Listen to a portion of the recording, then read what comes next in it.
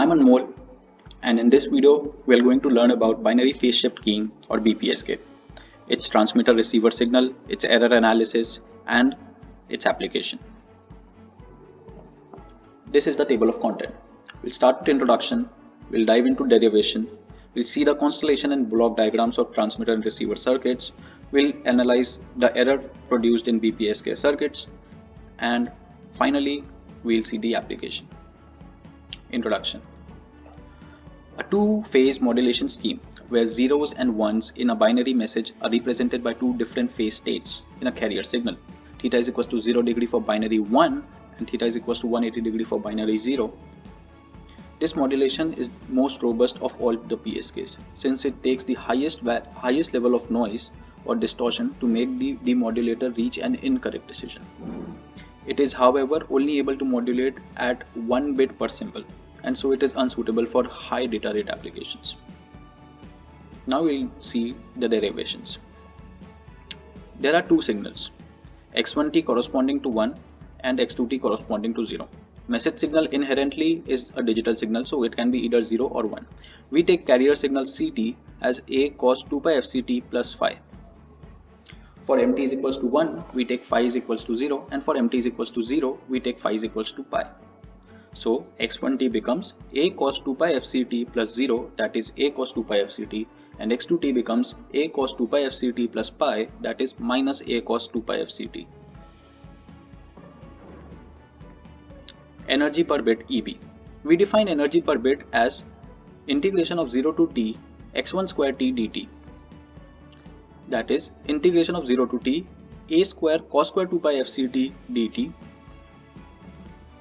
Finally, we arrive at a result a square t by 2 after converting cos square 2 pi fct into cos 4 pi fct, and integration of cos 4 pi fct over a period over its period is 0, so we get a result of a square t by 2.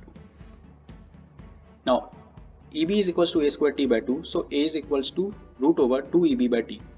Hence x1t becomes root 2 EB by t cos 2 pi fct, and x2t becomes minus root over 2 EB by t cos 2 pi fct. Now we will see the constellation and block diagrams. Calculating constellation using Gram-Schmidt process. Maximum two basis functions for x1t and x2t are possible. So we'll define phi1t as x1t by root EB. That is, it will become root 2 by t cos 2 pi fct. But as they are dependent on each other, x1t and x2t are dependent on each other by the relation x1t is equals to minus x2t, only one basis function is needed. So it's a 1D modulation. Also, a point to note here is phi1 square t integrated over 0 to t is 1. Hence we call phi1t an orthonormal basis function. Now x1t becomes root EB phi1 and x2t becomes minus root EB phi1. So for constellation points we have the expression xij is equals to integration of 0 to t xit into phi jt dt. Here m is equals to 2, so I is equals to 1 and 2, and n is equals to 1, so j is equals to 1. So we will get two expressions. First for I is equals to 1 and j is equals to 1, and second for I is equals to 2 and j is equals to 1. Now x11 will be integration of 0 to t x1t phi1t dt, and x21 will be integration of 0 to t x2t phi1t dt. So x11 becomes 0 to t root over EB phi1 square dt, because x1t was root over EB phi1t, and x21 becomes 0 to t integration minus root EB phi1 square dt, because x2t was minus root EB phi1t. Taking constant outside, and integration of 0 to t phi1 square t is equals to 1, as it is an orthonormal basis function. The final results for x11 is root EB, and the final result for x21 is minus root EB. Signal space diagram. One point is at root EB and another point is at minus root EB. So in case when the input bit is 1, it should lie between 0 to infinity, and in case the input bit is 0, it should lie between minus infinity to 0. We use polar line coding for this manipulation. So if input bit is 1, we correspond it to root EB, and if input bit is 0, we correspond it to minus root EB. This is the transmitter. When input bit is 1, as we know, the signal it will vary from 0 to infinity, and when input bit is 0, it will vary from minus infinity to 0. So we take the input bit stream, which is basically a binary bit stream, then we encode it by an NRZ encoder. We then introduce a carrier signal into it, root 2 by t cos 2 pi fct, to finally produce BPSK modulated output.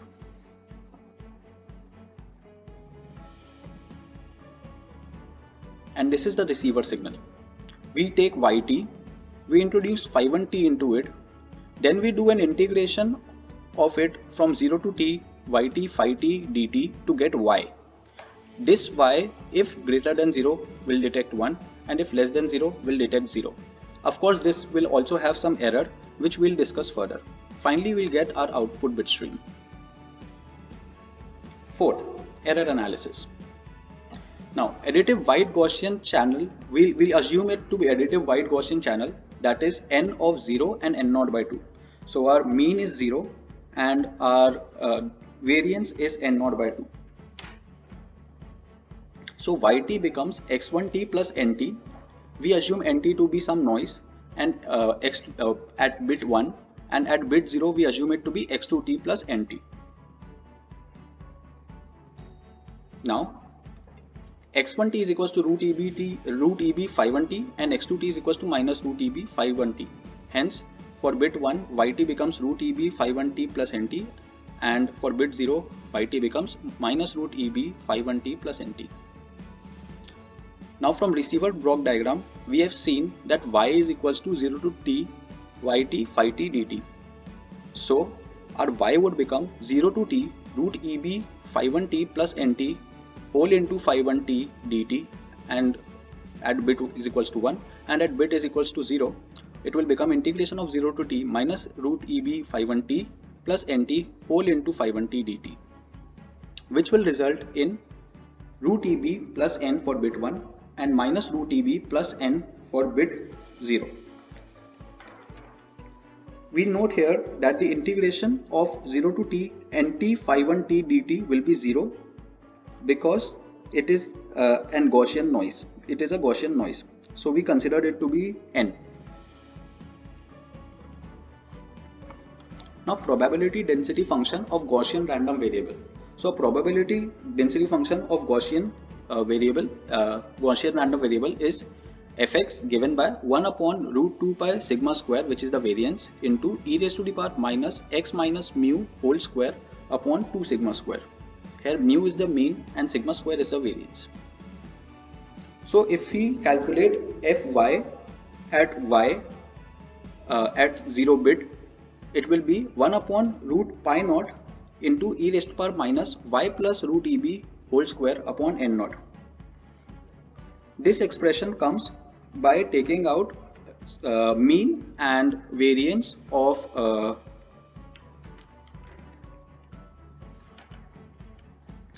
this expression comes out by taking out mean and variance of our signal. So in case of variance, it remains same n0 by 2, and in case of mean, we have e of n is equals to 0 and e of constant is equals to constant.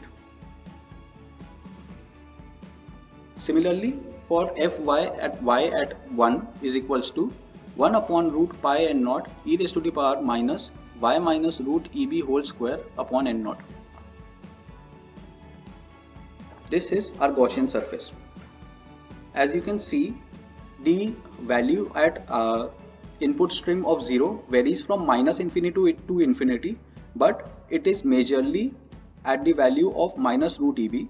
So any values after 0 is error.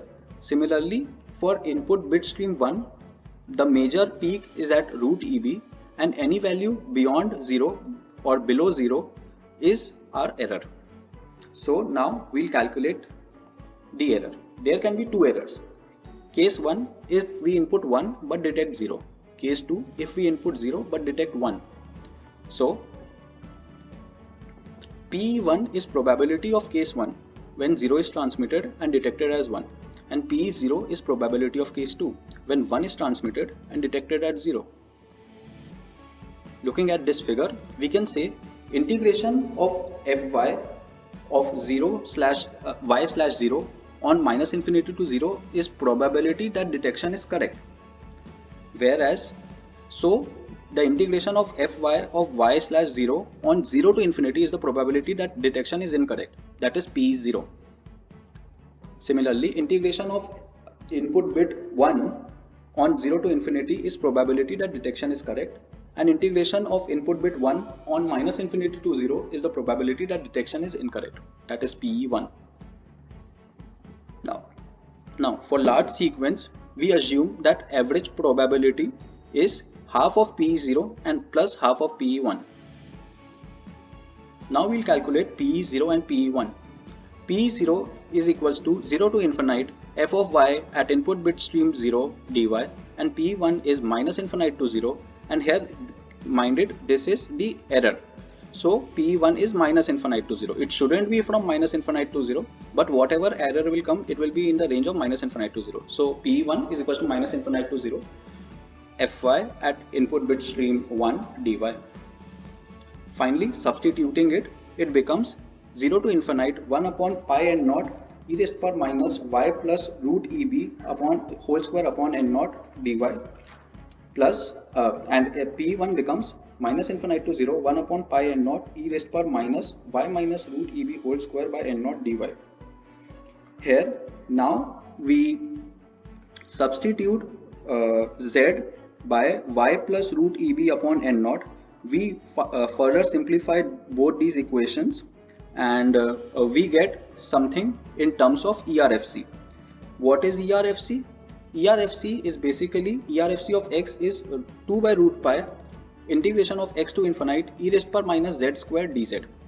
So in case of P0, we replace z is equals to y plus root eb upon n naught, solve this integral, and we get the expression half ERFC of root eb by n naught. ERFC helps us to simplify our analysis. Similarly, in case of P1, we substitute z as y minus root eb by n naught, solve the integration, and get the value 1 minus half of ERFC minus of root eb by n naught. So the average probability error is equals to half of PE0 plus half of PE1, and also the ERFC property of ERFC of minus x is equals to 2 minus ERFC of x. So substituting the values, we get the final average probability error of BPSK to be half of ERFC root over EB upon n naught. So what are the advantages of BPSK? The main advantage of phase shift keying is that it allows data to be carried along a radio communication signal much more efficiently and with frequent shift keying. PSK is a digital modulation scheme that transports data by changing the phase of the carrier wave.